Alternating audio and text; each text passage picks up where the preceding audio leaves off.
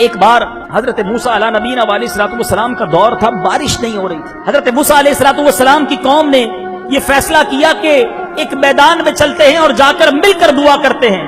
نماز استسقاء کہا جاتا ہے اس کو، بارش کے لیے دعا کی جاتی ہے۔ 70,000 لوگ جمع ہو گئے میدان میں۔ حضرت موسیٰ علیہ السلام نے ہاتھ اٹھائے اور ساری قوم گر گڑا کر دعا کرنے لگی۔ پانی کو قطرہ نہیں تھا، لوگ پیاسے تھے، بارش نہ ہوئی۔ بارش تو کیا ہونی تھی اور دھوپ نکل آئی۔ اللہ کے نبی ہیں، موسیٰ کلیم اللہ ہیں، اللہ سے عرض کرتے مولا وجہ کیا ہے؟ ہم سب 70,000 مل کر دعا کر رہے ہیں، مولا بارش نہیں ہو رہی۔ ارشاد ہوتا ہے اے موسیٰ تمہارے درمیان ایک ایسا بندہ بھی موجود ہے جو 40 سال سے میری نافرمانی کر رہا ہے، ہر روز مجھے ناراض کر رہا ہے۔ اے موسیٰ جب تک وہ بندہ نہیں نکلے گا بارش نہیں ہونی۔ حضرت موسیٰ نے کہا یا اللہ مجمع بہت بڑا ہے، میری آواز ان تک کیسے پہنچے گی؟ اللہ نے فرمایا اے موسیٰ تمہارا کام آواز دینا ہے، پہنچانا ہمارا کام ہے۔ حضرت موسیٰ کھڑے ہو گئے۔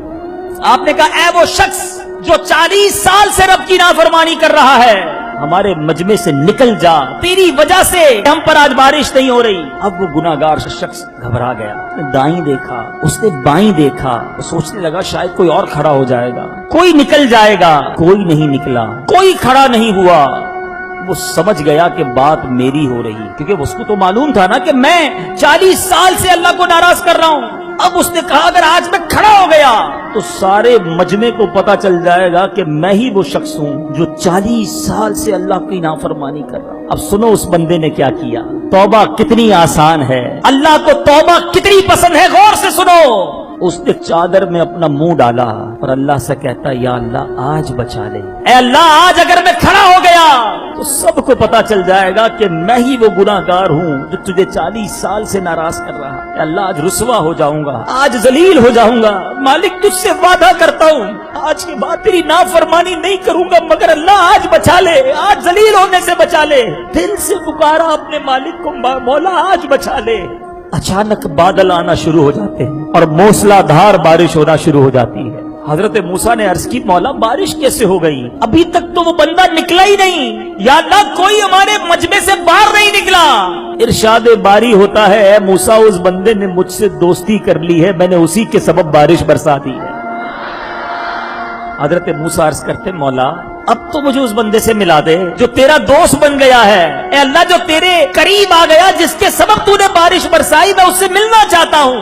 سنو میرے مالک کی کرم نوازی کیسی ہے۔ اللہ فرماتا ہے اے موسیٰ جب وہ گناہگار تھا تب میں نے اس کو لوگوں کے سامنے رسوا نہیں کیا، اب تو میرا دوست بن گیا ہے، میں کیسے تمہیں بتا دوں کہ وہ کون ہے؟ یہ ہے میرا مالک۔ کتنے گناہ میں نے اور آپ نے کیے، ذرا سوچو اگر میرے جرم لوگوں کو پتا چل جائیں، میری اصلیت، ہمارے اندر جو خباثتیں اور برائیاں ہیں اگر وہ لوگوں کو پتا چل جائیں، ہمیں کوئی قریب بٹھانے کو تیار نہ ہو، مگر وہ کیسا قریب ہے، عیب چھپا رہا ہے، عزت بڑھا رہا ہے، مگر ہم ہیں کہ اسی کو ناراض کرتے چلے جا رہے ہیں۔